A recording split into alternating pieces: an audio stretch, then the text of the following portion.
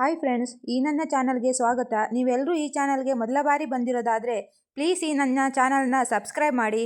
ಇದು ನನ್ನ ಪುಟ್ಟ ರಿಕ್ವೆಸ್ಟ್ ಅಂತ ಅನ್ಕೊಳ್ಳಿ ಫ್ರೆಂಡ್ಸ್. ಹಾಗೆ ದಿನ ಇವತ್ತಿನ ಸಂಚಿಕೆಯಲ್ಲಿ ಏನಾಗುತ್ತೆ ನೋಡೋಣ. ಸಂಚಿಕೆ ಶುರುವಿನಲ್ಲಿ ವೇದ ವಿಕ್ರಮ್ ಮನೆಗೆ ಬರ್ತಾರೆ. ವೇದ ವಿಕ್ರಮ್ ಮನೆಗೆ ಬರ್ತಿದ್ದಂತೆ ಶಕುಂತಲಾ ಓಡ್ ಬರ್ತಾರೆ. ಆಗ ಶಕುಂತಲಾ ನೋಡ್ಕೊಂಡು ವಿಕ್ರಮ್ ತಿರುಗಿ ನಿಂತ್ಕೊಂತಾನೆ. ಅದನ್ನ ನೋಡ್ಕೊಂಡು ವೇದ, ನೀನ್ ಮಾತಾಡಿದ್ ನೋಡಿ ನನಗಂತೂ ತುಂಬಾ ಖುಷಿ ಆಯ್ತಮ್ಮ ಟಿವಿಯಲ್ಲಿ ಅಂತ ಹೇಳಿದಾಗ ಥ್ಯಾಂಕ್ ಯು ಅಂತ ವೇದ ಹೇಳ್ತಾರೆ. ನಂತರ ಭಾಸ್ಕರ್ ಎದ್ ನಿಂತ್ಕೊಂಡು, ಪರವಾಗಿಲ್ಲ, ನೀನು 3 ಅಡಿ ಆದ್ರೂನು ನಿನ್ ಟ್ಯಾಲೆಂಟು 7 ಸಮುದ್ರ ದಾಟಿದೆ. ಇವತ್ತು ನಮ್ಮನೆಗೆ ಬಂದಿರೋ ಎಲ್ಲ ಕಷ್ಟನೂ ನಿರ್ಮೂಲ ಮಾಡ್ಬಿಟ್ಟೆ ಅಂತ ಹೇಳಿದಾಗ ಥ್ಯಾಂಕ್ ಯು ತಾತ ಅಂತ ಹೇಳ್ಬಿಟ್ಟು ನಂತರ ದಾಮೋದರನ್ನ ನೋಡಿ, ಏನು ಮಾವ ಇವತ್ತು ಈಗಲೂ ಕೂಡ ಒಳ್ಳೆ ಗುಂಬಳಕಾಯಿ ಊಸ್ಕೊಂಡಾಗ ಮುಖ ಊದಿಸ್ಕೊಂಡಿದ್ದಾರೆ, ಇನ್ನೂ ನನ್ನ ಮೇಲೆ ಕೋಪ ಹೋಗಿಲ್ವಾ ಅಂತ ಕೇಳಿದಾಗ, ಮನೆ ಮಾನ ಮರ್ಯಾದಿನ ಎತ್ತಿ ಹಿಡಿಯೋ ಕೆಲಸ ಮಾಡಿದ್ಯಾ, ನನಗೆ ಯಾಕೆ ನಿನ್ ಮೇಲೆ ಕೋಪ, ಪರವಾಗಿಲ್ಲ, ನಮ್ಮ ಮನೆ ಮನಸ್ಸುಗಳ ಮಧ್ಯೆ ಎಷ್ಟೊಂದು ಕೋಪ ತಾಪ ಭಿನ್ನಾಭಿಪ್ರಾಯಗಳಿದ್ರೂ ಬೇರೆಯವ್ರ ಮುಂದೆ ನಾವು ಒಗ್ಗಟ್ಟಾಗಿದ್ದೀವಿ ಅನ್ನೋದನ್ನ ತೋರಿಸ್ಕೊಟ್ಟಿದೀಯಾ ಅಂತ ದಾಮೋದರ್ ವೇದನ ಹೊಗಳ್ತಾರೆ. ನಂತರ ಮುನ್ನ ಅದಕ್ಕೆ ನೆಕ್ಸ್ಟ್ ಟೈಮು ನೀವು ಈ ತರ ಸಿಚುವೇಶನ್ ಹ್ಯಾಂಡಲ್ ಮಾಡೋಕ್ಕಿಂತ ಮುಂಚೆ ಆಯರ್ ಕೋಟ್ನ ಹಾಕೊಂಡ್ಬಿಡಿ ಅಂತ ಹೇಳಿದಾಗ ಅದನ್ನ ಕೇಳಿಸ್ಕೊಂಡು, ಯಾಕೋ ಮುಂದೆ ಇದೇ ತರ ಸಮಸ್ಯೆಗಳ ಜಂಜಾಟದಲ್ಲಿ ಸಿಕ್ಕಿ ಸತ್ತೋಗ್ಬಿಡ್ಲಿ ನಾವುಗಳು ಅಂತನಾ ಅಂತ ವಿಕ್ರಮ್ ಕೇಳ್ತಾನೆ. ಅದನ್ನ ಕೇಳಿಸ್ಕೊಂಡು, ಅಯ್ಯೋ ಹಾಗಲ್ಲ ಅಣ್ಣ, ಇಂಥ ಪುಣ್ಯವಂತ ಹೆಂಡತಿನ ನೀನ್ ಪಡೆದಿರಬೇಕಾದ್ರೆ ನೀನು ಇಂಥ ಸಣ್ಣ ಪುಟ್ಟ ಸಮಸ್ಯೆಗಳನ್ನೆಲ್ಲ ಮೈಮೇಲೆ ಹೇಳ್ಕೊಂಡ್ರೆ ಯಾವ ಪ್ರಾಬ್ಲಮ್ ಆಗಲ್ಲ ಅಣ್ಣ, ಯಾಕಂದ್ರೆ ನಿನ್ ಕಾಪಾಡೋದಕ್ಕೆ ಅತಿಗೆ ಯಾವಾಗ್ಲೂ ನಿನ್ ಜೊತೆಗೆ ಇರ್ತಾರಲ್ಲ ಅಂತ ಬಾಲಮುನ್ನ ಹೇಳ್ತಾರೆ.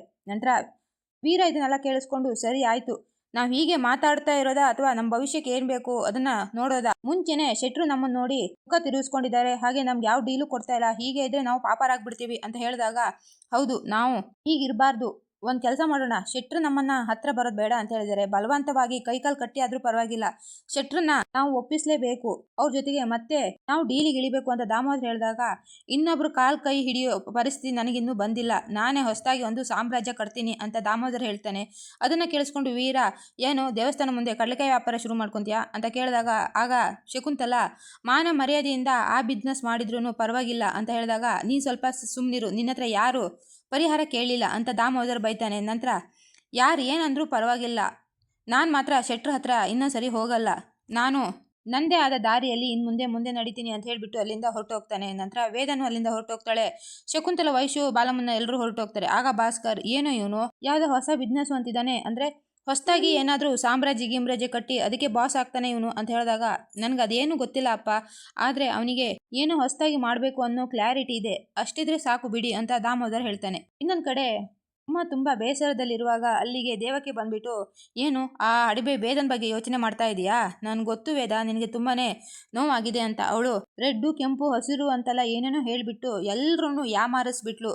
ಗಂಡ ಹೆಂಡತಿ ಆ ಹಾಸ್ಟೆಲ್ ವಾರ್ಡನ್ ಅನ್ನ ಖರೀದಿ ಮಾಡಿರ್ಬೇಕು, ಹಾಗೆ ಆ ರಂಗಣ್ಣನು ಪೆಂಗಣ್ಣನು ಅಂತ ಇದಾನಲ್ಲ ಅವನು ಬೇರೆ ಖರೀದಿ ಮಾಡಿ ಮೀಡಿಯಾದವ್ರೆಲ್ರಿಗೂ ದುಡ್ಡು ಕೊಟ್ಟು ಎಲ್ರನ್ನು ಹೇಗೆ ಯಾಮಾರಿಸ್ಬಿಟ್ರು ನೋಡ್ದ ಅಂತ ಹೇಳಿದಾಗ, ಸಾಕು ಮುಚ್ಚು ಬಾಯಿ, ನಿನ್ ಮಾತ್ ನಂಬ್ಕೊಂಡು ನಾನು ನನ್ನ ಮಗಳನ್ನ ಕಳ್ಕೊಂಡ್ಬಿಟ್ಟೆ ಅಂತ ಉಮಾ ಅಳಕ್ ಶುರು ಮಾಡ್ತಾಳೆ. ನಾನೇನ್ ಮಾಡ್ದೆ, ನಾನು ನಿನ್ ಮಗಂಗೆ ನ್ಯಾಯ ಕೊಡ್ಸೋದು ಅಂತ ದೇವಕ್ಕೆ ಹೇಳ್ತಿರುವಾಗ, ಎಲ್ಲ ಸುಳ್ಳು, ನಾನ್ ಯಾಕೆ ನಿನ್ ಬಲೆಗೆ ಸಿಕ್ಕಾಕೊಂಡೆ ಅಂತ ನನಗೆ ಇವಾಗ ಅನಿಸ್ತಿದೆ, ನಿನ್ಗೆ ಮುಂಚೆಯಿಂದನೂ ಆ ವೇದನ್ ಮೇಲೆ ಹಠ ಇತ್ತು, ಅದಕ್ಕೆ ಈ ಸರಿ ನೀ ನನ್ನನ್ನ ಬಳಸ್ಕೊಂಡೆ, ನಿನ್ ಮಾತನ್ನ ನಂಬ್ಕೊಂಡು ಚಿನ್ನದಂತ ನನ್ನ ಮಗಳನ್ನ ನಾನು ಕಳ್ಕೊಂಡ್ಬಿಟ್ಟೆ, ಈಗ ಅವಳ ಮುಂದೆ ಹೋಗಿ ನಾನು ಹೇಗೆ ನಿಂತ್ಕೊಳ್ಳಿ ಅಂತ ಹೇಳಿದಾಗ, ಆ ಅಡಬೆ ವೇದ ಎಲ್ಲರನ್ನು ಯಾಮಾರಿಸಿದಾಳೆ. ನೀನು ಯಾಮಾರ್ಬೇಡ ಅಂತ ಹೇಳಿದಾಗ, ಇನ್ನೊಂದು ಮಾತಾಡಿದ್ರು ನಿನ್ ಕೆನ್ನೆಗೆ ಬಾರಿಸ್ತೀನಿ, ನನ್ನ ಮಗಳ ಬಗ್ಗೆ ಇನ್ನೊಂದು ಮಾತಾಡಲು ಬೇಡ ನಿನ್ ಅನಿಷ್ಟ ಬಾಯಲ್ಲಿ ಅಂತ ಹೇಳ್ಬಿಟ್ಟು ಅಲ್ಲಿಂದ ಹೊರಟೋಗ್ತಾಳೆ. ಆಗ ಪ್ರಕಾಶ ಅಲ್ಲಿಗೆ ಬಂದ್ಬಿಟ್ಟು, ಅಮ್ಮ ಮಗಳು ಮಧ್ಯೆ ಹುಳಿ ಹಿಂಡಿ ಅವ್ರ ಸಂಸಾರನ ಹಾಳು ಮಾಡ್ಬಿಟ್ಟೆ, ನೀನ್ ಯಾವತ್ತೂ ಉದಾರ ಆಗಲ್ಲ ಅಂತ ಹೇಳಿದಾಗ, ಬಾವ ಅದಾಗಲ್ಲ ಅಂತ ಹೇಳಿದಾಗ, ನಿನ್ ಹಾಳಾದ ಬಾಯಲ್ಲಿ ನನ್ನನ್ನ ಬಾವ ಅಂತ ಕರಿಬೇಡ, ನೀನ್ ಯಾವತ್ತೂ ಉದ್ಧಾರ ಆಗಲ್ಲ ಅಂತ ಚೆನ್ನಾಗಿ ಬೈದ್ಬಿಟ್ಟು ಅಲ್ಲಿಂದ ಹೊರಟೋದ್ರೆ ಈ ಕಡೆ ದೇವಕಿ ತುಂಬಾನೇ ಕೋಪ ಮಾಡ್ಕೊಂಡಿರ್ತಾಳೆ. ಇನ್ನೊಂದ್ ಕಡೆ ಆಕಾಶ ನೋಡ್ತಾ ಟೆರೆಸ್ ಮೇಲೆ ವೇದ ನಿಂತ್ಕೊಂಡಿರುವಾಗ ಅಲ್ಲಿಗೆ ವಿಕ್ರಮ್ ಬರ್ತಾನೆ. ನಂತರ ನನ್ನನ್ನ ಹೊಗಳೋ ಪ್ರೋಗ್ರಾಮ್ ಇನ್ನೂ ಮುಗ್ದಿಲ್ವಾ ಅಂತ ವೇದ ಕೇಳಿದಾಗ, ಎಷ್ಟು ಹೊಗಳಿದ್ರು ಸಾಕಾಗ್ತಿಲ್ಲ ಬೇತಾಳ, ನಿನ್ನಂತ ಒಳ್ಳೆ ಹುಡುಗಿನ ಆಯ್ಕೆ ಮಾಡ್ಕೊಂಡಿರೋದು ನನ್ನ ಪುಣ್ಯ, ನೀನ್ ಯಾವಾಗ್ಲೂ ನನ್ನ ಹತ್ರನೇ ಇರ್ಬೇಕು ಬೇತಾಳ ಅಂತ ಹೇಳಿದಾಗ, ನಾನು ಯಾವಾಗ್ಲೂ ನಿನ್ನ ಹತ್ರ ಇರಬೇಕು ಅಂದ್ರೆ ನೀನು ಒಳ್ಳೆ ದಾರಿನ ಆಯ್ಕೆ ಮಾಡ್ಕೊಂಡಾಗ ನಾನು ನಿನ್ನನ್ನು ಆಯ್ಕೆ ಮಾಡ್ಕೊತೀನಿ ಅಂತ ವೇದ ಹೇಳ್ತಾಳೆ. ಅಂದ್ರೆ ಅಂತ ವಿಕ್ರಮ್ ಕೇಳಿದಾಗ, ನೀನು ರೌಡಿಸಮ್ನ ಬಿಡಬೇಕು, ರೌಡಿಸಮ್ನ ಬಿಟ್ರೆ ಮಾತ್ರ ನೀನು ಜೀವನದಲ್ಲಿ ಮುಂದೆ ಬರ್ತೀಯ ಅಂತ ವೇದ ಹೇಳಿದಾಗ, ಅದನ್ನ ಕೇಳಿಸ್ಕೊಂಡು, ನಾವು ರೌಡಿಸಮ್ ಬಿಡ್ತೀನಿ ಅಂದ್ರು ರೌಡಿಸಮ್ ನಮ್ಮನ್ನ ಈಗ ಬಿಡೋದಿಲ್ಲ ಬೇತಾಳ, ಆದ್ರೂ ನಿನಗೆ ನೋವಾಗುವಂತ ಕೆಲಸ ನಾನು ಯಾವತ್ತೂ ಮಾಡೋದಿಲ್ಲ ಅಂತ ವೇದಂಗೆ ಭಾಷೆ ಕೊಡ್ತಾನೆ ವಿಕ್ರಮ್. ನಂತರ ಬೆಳಗಾಗುತ್ತೆ. ಶಕುಂತಲ ಕಿಚನಲ್ಲಿ ಇರ್ತಾಳೆ.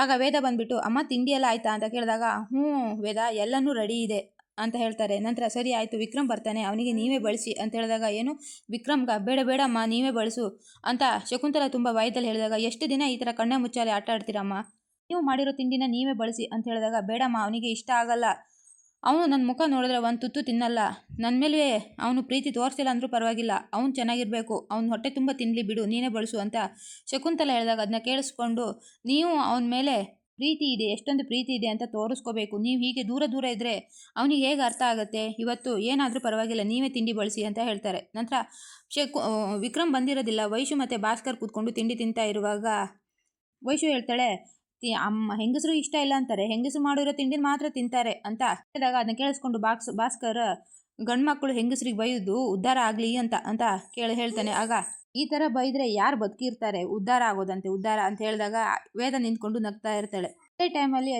ಅದೇ ಟೈಮಲ್ಲಿ ವಿಕ್ರಮ್ ಬಂದು ಡೈನಿಂಗ್ ಟೇಬಲ್ ಮೇಲೆ ಕೂತಿರ್ತಾನೆ. ಆಗ ಶಕುಂತಲಾ ಅಡುಗೆ ಮನೆಗೆ ವಾಪಸ್ ಓಡೋದಾಗ, ಅಮ್ಮ ಹೋಗಿ ಹೋಗಿ ಅಂತ ವೇದ ಶಕುಂತಲಾಗೆ ಸ್ವಲ್ಪ ಧೈರ್ಯ ತುಂಬಿಟ್ಟು ಕಳಿಸ್ಬಿಡ್ತಾರೆ. ಈ ಕಡೆ ಶಕುಂತಲಾ ತುಂಬ ಗಾಬರಿಯಿಂದ ಬಂದ್ಬಿಟ್ಟು, ವಿಕ್ರಮ್ ಬಂದ್ಯಾ, ಬಾ, ಇವರೆಲ್ಲರೂ ತಿಂಡಿ ತಿಂತಿದ್ದಾರೆ, ನಿನಗೇನು ಬೇಕು, ದೋಸೆ ಬೇಕಾ, ಇಡ್ಲಿ ಬೇಕಾ, ಯಾವ್ದು ಬರಸು ಹೇಳು ಅಂತ ಹೇಳಿದಾಗ, ಅದಕ್ಕೆ ವಿಕ್ರಮ್ ಏನು ಮಾತಾಡೋದೇ ಇಲ್ಲ. ಆಗ ಈ ಥರ ಬಾಯಿ ಮುಚ್ಕೊಂಡಿದ್ರೆ ಹೇಗೆ, ಬರೀ ಚಟ್ನಿ ಉಪ್ಪಿನಕಾಯಿ ಬಳಸ್ಲಾ ಅಂತ ಹೇಳಿದಾಗ ಭಾಸ್ಕರ್ ಜೋರಾಗಿ ನಕ್ಬಿಟ್ಟು, ಅವನೇನು ಡ್ರಿಂಕ್ಸ್ ಮಾಡ್ತಾ ಇದ್ದಾನಾ ನೀನು ಉಪ್ಪಿನಕಾಯಿ ಚಟ್ನಿ ಬಳಸೋದಕ್ಕೆ ಅಂತ ಕೇಳ್ತಾರೆ.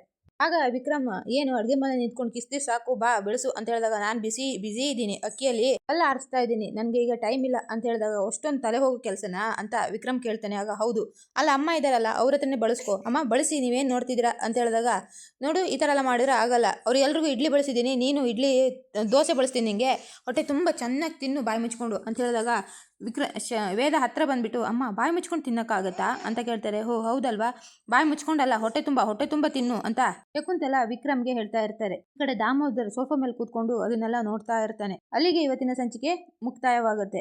ಪ್ಲೀಸ್ ನಿನಾದೇನಾ ಸೀರಿಯಲ್ ಇಷ್ಟ ಆದಲ್ಲಿ ಪ್ಲೀಸ್ ಈ ಚಾನಲ್ನ ಸಬ್ಸ್ಕ್ರೈಬ್ ಮಾಡಿ ಫ್ರೆಂಡ್ಸ್. ಸಿಗ್ತೀನಿ ನೆಕ್ಸ್ಟ್ ವಿಡಿಯೋದಲ್ಲಿ, ಅಲ್ಲಿ ತನಕ ಬಾಯ್.